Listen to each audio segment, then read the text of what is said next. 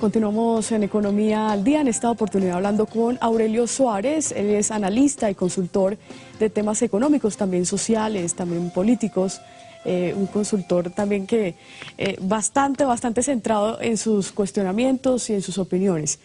Permítame preguntarle, ¿cómo define usted confianza inversionista entonces? Bueno, en el libro que escribí sobre la economía colombiana en la década del siglo XXI, llamado Confianza Inversionista, yo defino la confianza inversionista como el resultado de una legislación y de una política económica. O sea, lo que se hace es plasmar en la legislación colombiana una serie de normas de tipo jurídico que van acompañadas de una política económica y que tienen un resultado: máximo beneficio posible para el inversionista y mínimo riesgo. Esa es la confianza inversionista. Una legislación más una política económica que terminan resultando para el inversionista en un máximo beneficio con el mínimo riesgo. ¿Y el gobierno entonces cómo está trabajando ese tema? Pues mire, cuando uno hace un recuento de lo que fue todos los proyectos del gobierno en las legislaturas de estos 10 años, de la primera década del siglo XXI, uno encuentra que el gobierno lo que hizo fue adoptar una serie de medidas que redujeran los riesgos y mejoraran las utilidades de los inversionistas al máximo nivel posible. Por ejemplo, se hizo una legislación para el capital extranjero, un régimen de inversiones al capital extranjero que se ha modificado más de 30 veces, ajustándolo a las necesidades del capital extranjero, y al final también se hizo una adición en términos tributarios cuando se eliminaron las remesas de impuestos, cuando se eliminaron los impuestos que gravan las remesas que los extranjeros o las casas filiales envían a sus matrices, resultado de sus utilidades o sus dividendos. El 7% se les rebajó. Pero también cuando uno ve cómo, por ejemplo, se hacen los famosos contratos de seguridad jurídica. De hecho, hoy algunas de las empresas que firmaron esos contratos, muchas de ellas del sector minero, financiero, industrial, ya no tendrán que acogerse a la reforma del patrimonio, al impuesto al patrimonio, porque estaban cubiertas por esos contratos de seguridad jurídica. También el tema de zonas francas es un tema que hay que mirar. Igualmente en el tema minero y petrolero hubo una reducción muy sustancial en materia de las regalías que se le cobran a estas empresas. Por ejemplo, Colombia entre el año 1976 y el año 2000, en materia petrolera, el país recibió regalías de un promedio del 20% de lo que se extraía de cada explotación petrolera. Con esta reforma desde el año 2001, solamente esas regalías se redujeron un promedio del 8%.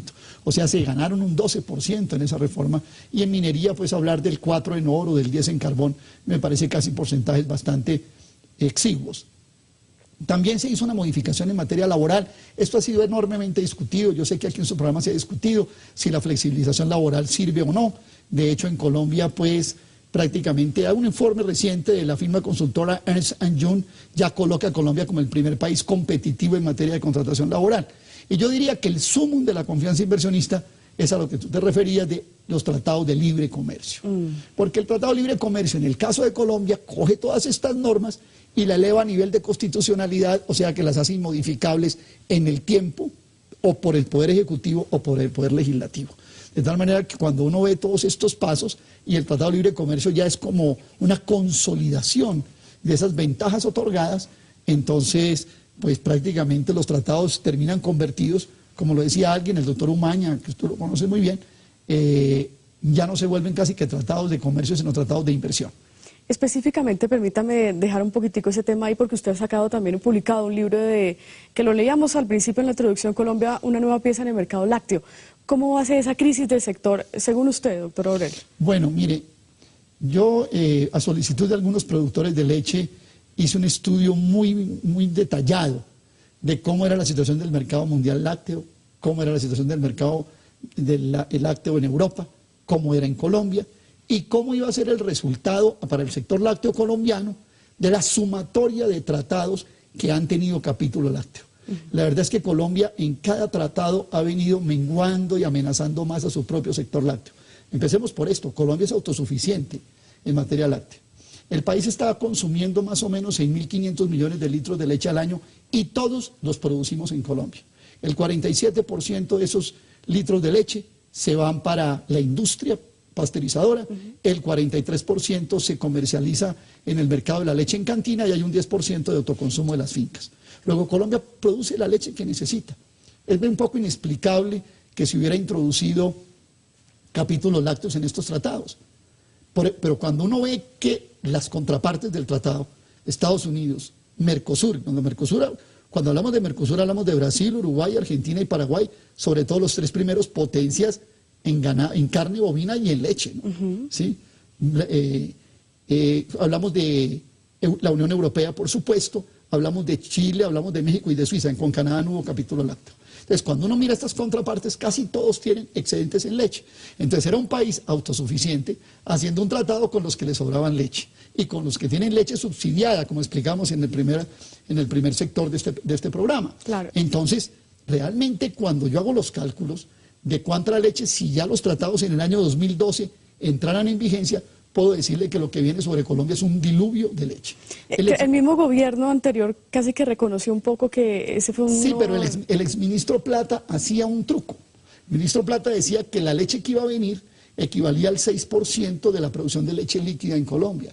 Y resulta que el punto no merece la misma referencia, porque lo que se comercializa internacionalmente no es leche líquida, sino son quesos, leches en polvos, lactosuero, que es un subproducto industrial de la producción de leche, que es un subproducto un poquito perverso, porque matiza la leche, sirve para camuflarse en vez de leche, y también, por supuesto, mantequilla.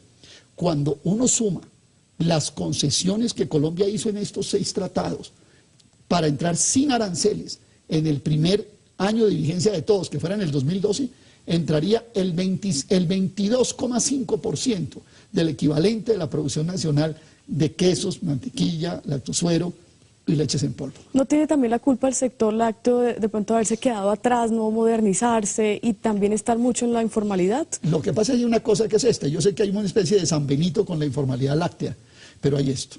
En Colombia hay 490.000 productores de leche y quiero contarle que el 60% de ellos tienen menos de 8 reses.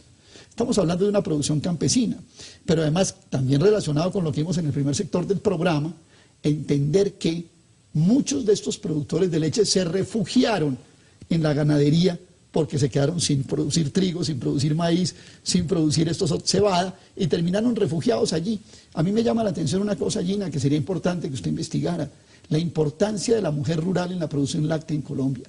Hay un número muy importante de mujeres campesinas que se dedican a tener las 3, las 4, o como decía un amigo mío, hasta vacas en compañía entre 2 familias, para poder ordeñar todos los días, poner una cantinita en la puerta de su finca y que un recolector de leche le garantice un ingreso fijo a la familia para que en el fin de semana con ese ingreso puedan hacer su remesa de alimentos. Es decir, esa es la ganadería colombiana.